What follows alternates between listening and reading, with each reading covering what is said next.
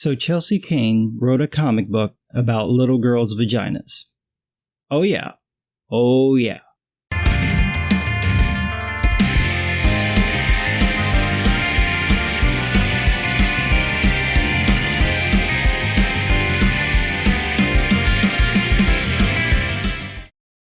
Imagine the pitch for this story.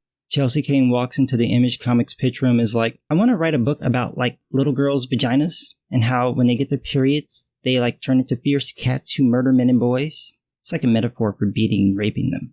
And Image is like, oh, okay. That sounds a little weird, but it's just men and boys, so nobody will care. Now these women, girls. Now when you say girls, are you talking about college co-eds? Nah, girls. Like high school girls? No, middle school. I'm going to talk about their bloody vaginas. It's going to be awesome. Seriously, what is it with feminists and their obsession with their periods? Men don't do this shit. You don't have average dudes writing stories about their wet dreams, but it never fails. Feminists are constantly talking about their menstrual blood. Why? It'd be like someone constantly talking about their feces and urine. And not only are feminists weirdly obsessed with their period blood, but they're really focused on girls getting their periods. Do we need to check your collar? Maybe see if you've coached any children's sports teams or led a Girl Scouts troop, cause that's sounding a little pedo-ish. Let's just play this out. Imagine if a man pitched this story. Imagine if, and who's a writer who think he could get away with this?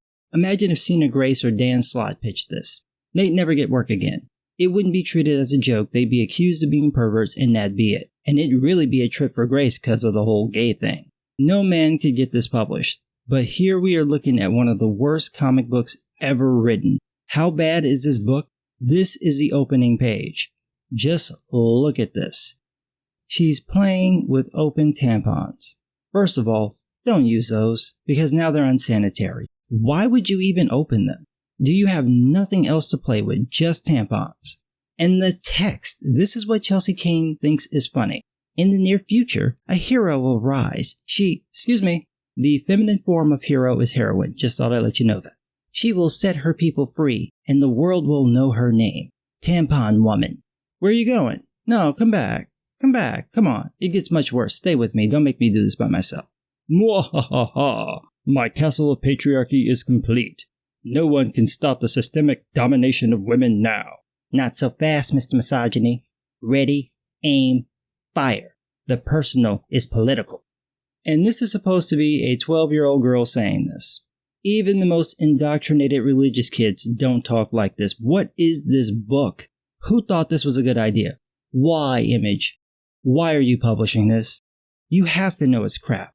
It's not just that the idea is moronic, sexist, and so riddled with the most ironic anti-male feminism that you think an anti-feminist wrote it. It's that it's not funny. Chelsea Cain has no sense of humor, or if she does, it's been smothered by her cats. Every joke falls flatter than a preteen girl's chest. I mean, Chelsea, the girl is 12. Why would her first thoughts about describing her dad be pictures from Magnum P.I. and Miami Vice? How old are you? We've got to be the same age. Have you not watched any TV recently? No one's thinking about these shows. Sweetie, honey child, this ain't the references kids would use. I'd suggest that you talk to kids to find out what they actually sound like, but with your obsession with girls' periods and antipathy towards boys, I don't think I want you anywhere near them. So as you can see, this is not going to be a proper review because I just can't even. I will say the art is good, which is just sad. If the script were up to Kate what the fuck? Can I buy a vowel? Seriously, just steal one from Chelsea. Get names we can all fucking pronounce. Anyway, if the script were up to Kate's skill level, you'd have a solid satirical book. Her pages are okay. They're not the most dynamic, but you can definitely follow what's going on. She's got this nice thick and thin art style that I like. The coloring actually helps the art, which at least makes the book nice to look at. But the story and plot. So the basic idea is this. Some parasite in cat feces mutates and manages to infect just about everybody because Chelsea Cain thinks everyone's a cat lady like her. Chelsea, we don't all handle kitty litter boxes or smear ourselves in cat feces. We also have this particular habit of washing our fucking hands after handling cat shit, which should have eliminated this problem. Seriously, if you meet Chelsea Cain in person, pray it rains Purell. So this mutated parasite is triggered by the onset of menses. So if you've already got your period, you're fine. If you haven't, then you too can turn into a cat monster that specifically targets men and boys for vicious murders. Interesting how feminist power fantasies always involve the bloody murders of men and boys. Always. I can't think of a single power fantasy that doesn't involve some sort of insane violence against males, usually sexual in nature, and incidentally very similar to the types of violence women often commit in real life against men and boys. So the government puts hormones in the water supply to stop girls from getting their periods, which would effectively sterilize the girls, meaning that once the current adult female population dies off, the human race is fucked. And of course, the main character winds up getting her period anyway. It just slipped through. I mean, if you're gonna make this a satire, it'd be better to begin when it first happens. Then you could actually make the half-assed sexist political points you want to make without them sounding completely retarded. Now, I know that this is supposed to be a metaphor for something, but I don't know what it is. I don't know anybody trying to stop girls from getting their periods. I don't know anyone trying to make girls take any drugs against their will. None of this happens. So this is yet another feminist fantasy that's way more extreme than anything that actually happens in the real world. Outside of the craziest race baiters and the kookiest Christians, feminists are the worst when it comes to their weird fantasies about how people will subvert their rights. In their fantasies, people do shit that would never happen. No one's locking up little girls because they got their periods, let alone if they turned into cat monsters. This could happen for real, and no one would do this. How do we know this? Because when real little girls murdered their friend to sacrifice her to Slender Man, this actually happened. They were released to their parents' custody. They tricked the girl into the woods and killed her and still didn't go to jail. So we're not locking up any girls for changing into cat monsters. Just not happening. So the premise is already stupid, and not funny or satirical or parody stupid, but just plain feminist stupid. Chelsea thinks she's clever, and I'm pretty sure there's a bunch of other man-hating, it's not rape if the victim's male, #MeToo, listen and believe, unless they're male feminists, who also think this is clever. But it's not clever. It's just bad. Like, look at this. We've got the girls dead, who you'd be surprised would even know how to find a vagina, let alone his own penis, let alone figure out how they fit together, and somehow he's a detective who goes to his job dressed like this. And when the cops find these mutilated bodies, everything gets handed over to the Strategic Cat Apprehension Team, or SCAT. Just... You know she wrote it backwards, right? I'm gonna call it SCAT. Now I need it to make sense. And this got published. This actually got published. And look at the SCAT team. Just, this got published. Somebody nominate this shit for an Eisner because it's definitely Eisner level. I mean, it's so subtle. Like this poster of Bitch Planet, a book no one's read displayed prominently in one scene. Or this little never actually would happen scene where all the girls are in handcuffs and wearing propaganda t-shirts. And speaking of propaganda, the book ends with this weird diatribe against men and boys. And I'm just going to read the whole thing, just so you understand the bullshit image published. It says, "Are men being targeted by cats?" Yes, we just read a book where the only instance of females dying at the hands of these cat monsters was a flashback. It appears the primary victims of these attacks are men and boys, which Chelsea Cain, by virtue of the upcoming propaganda piece, will show she thinks is funny. Murdering men and boys is comedy to feminists. Let's proceed, and just keep in mind, Chelsea is so subtle. So just remember that every time you hear cat, she really means women. I'm sure you won't be able to tell because Chelsea is ever so subtle, but I just thought I'd let you know. She says, "Dangerous cats continue to maul men and boys at appalling numbers. Why are some cats so mad at men and boys? What provokes these vicious attacks? Can the carnage be prevented? How can you tell the difference between a good cat and a bad cat? These are the questions facing boys today. This supplement will explore strategies for dealing with dangerous cats, avoiding ambushes, and surviving attacks. Men, your lives may depend on it." You've gotta love how Chelsea is basically mocking female-perpetrated domestic and sexual violence. Oh, you may not think that's what she's doing. But that's totally what she's doing. She's making fun of men and boys who are beaten, raped, and murdered by women. She's making light of it by comparing women's violence against men to being attacked by a cat. So that guy whose girlfriend poured boiling water over him while he slept? Funny. Third-degree burns all over his back and chest? Funny. That woman who raped her 12-month-old son on camera and stringed it to a guy so he'd send her money which she used to buy a laptop. Funny. It's just a joke. Women attacking men, it's all in men's heads. Doesn't really happen. Just men making shit up to hate on women because patriarchy.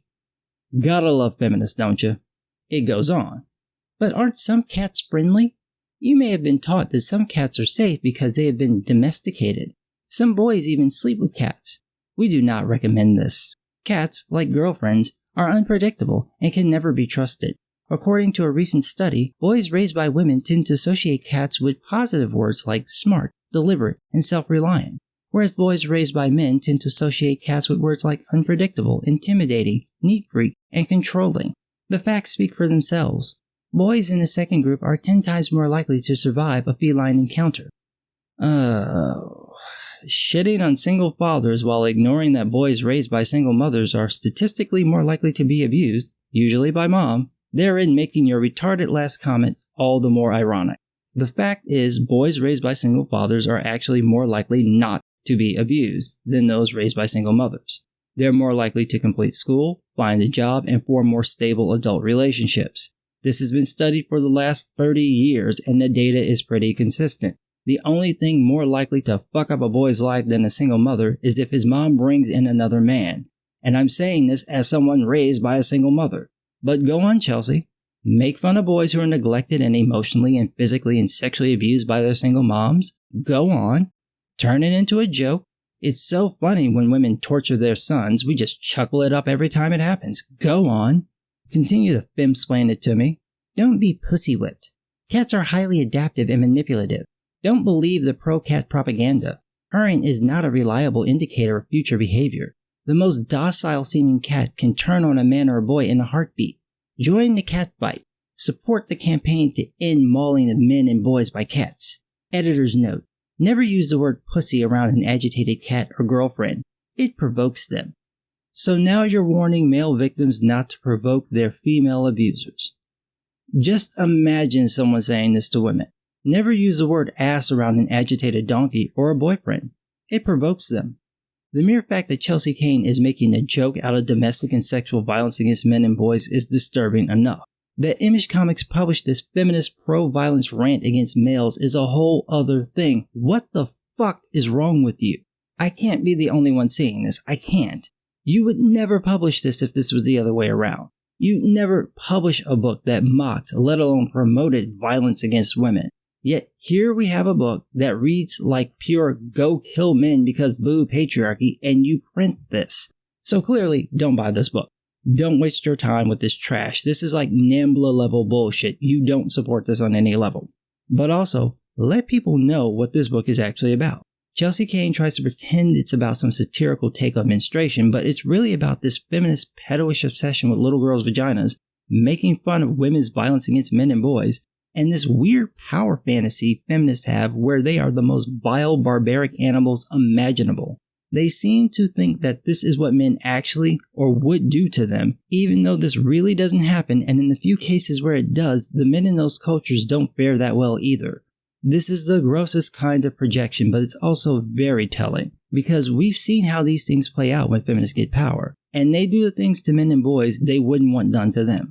We've already seen this on college campuses with the total disregard of due process in rape accusation cases. We've seen this with the Me Too movement, especially with how they give passes to women accused of sexual violence. We've seen them literally push transit services to ban men from sitting with their legs apart because misogyny. I couldn't make this shit up. Look it up. 100% true. We've seen them ban men from sitting next to children on planes. There was even a guy who had the cops called on him because he was staying in the hotel room alone with his daughter. Meanwhile, that woman who raped her 12-month-old son for the laptop got less time than the guy who watched the video of her raping the son. So yeah, this book is total propaganda at its worst and in both meanings. It's literally the worst propaganda I've seen. There's not an ounce of subtlety, no skill anywhere to be seen. Even the most ridiculous anti-feminist screeds are better than this. And yet, it's also the worst propaganda because it's so blatant. You're not even trying to fool anyone. Who's this book for? I'll tell you. Feminists who like to play in period blood and probably want to molest little boys. Those are the only people who would like this book. Seriously, if you find anyone who likes this book, first of all, don't let them touch you because you know where their hands have been. Second, don't let them anywhere around kids. I'm not saying they're gonna molest the boys, just that is very fucking likely. And they're probably the kind of person who'd be like, how's your daughter's pussy?